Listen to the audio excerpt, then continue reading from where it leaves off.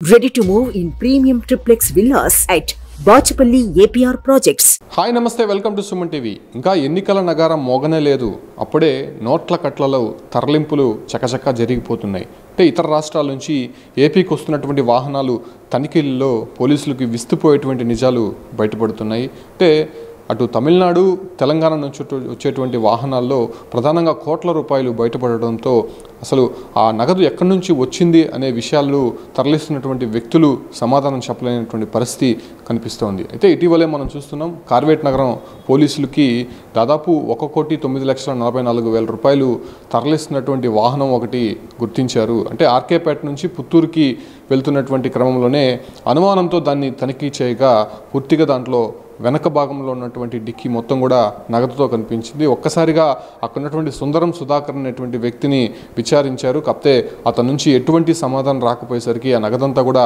ఐటీకి అప్పగించినటువంటి పరిస్థితి. అదే కాకుండానే ఇటీవల వడమాలపేట మండలం ఎస్వీపురం టోల్ ప్లాజా దగ్గర కూడా కారులో తరలిస్తున్నటువంటి 18,80,000 రూపాయలు దాకా పట్టుబడింది. ఆ నగదు దొరికినటువంటి వెంటనే ఆ కారులో ఉన్నటువంటి ఇద్దరు వ్యక్తులు కూడా ఒక్కసారిగా అక్కడ నుంచి పారిపోవడం జరిగింది. మరోవైపు ఇటీవలే మనం చూసాం, హైదరాబాద్ నుంచి కర్నూలుకి తరలిస్తున్నటువంటి దాదాపు 60 లక్షల రూపాయలు నగదును పట్టుకోవడం జరిగింది.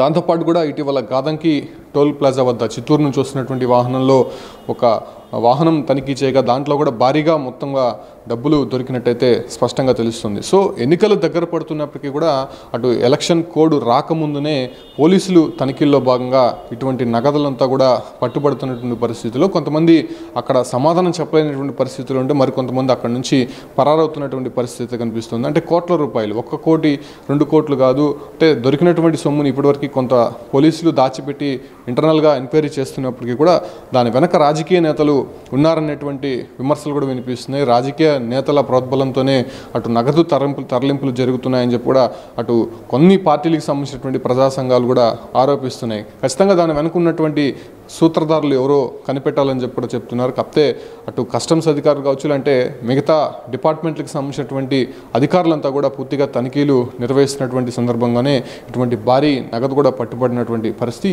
అంటే కార్వేట్ నగరం పోలీసులు చెప్తున్నటువంటి విధంగా 1,09,44,000 రూపాయలు తరలిసినటువంటి వాహనం తాము అర్ధరాత్రి వేళ సాధారణ తనిఖీల్లో భాగంగానే పట్టుబడ్డాము. అదే అక్కడ ఉన్నటువంటి వ్యక్తిది సుందరం సుధాకర్ అనేటువంటి వ్యక్తి సరైన సమాధానం చెప్పకపోతేనే దాన్ని ఐటీకి అప్పగించాము, దాని వెనక ఇంకా ఇన్వెస్టిగేషన్ కొనసాగుతుందని చెప్తున్నారు. కాకపోతే ఏపీలో ఎన్నికల హీట్ ఇంకా ప్రారంభించక ముందే ఇట నగదు పూర్తిగా భారీ స్థాయిలో కూడా ఇటు తాయిలాలు అందించడానికి కావచ్చు, అంటే వచ్చినటువంటి రాజకీయ నేతల ట్రాన్సాక్షన్స్లో భాగంగానే ఇవన్నీ కూడా దొరుకుతున్నాయని కూడా చాలా స్పష్టంగా కనిపిస్తోంది. ఈ రకంగానే పోలీసుల తనిఖీల్లో మాత్రం ఇటు భారీ నగదు మాత్రం చిత్తూరు జిల్లా, తిరుపతి సంబంధించినటువంటి పరిసర ప్రాంతాల్లో స్పష్టంగా కనిపిస్తోంది.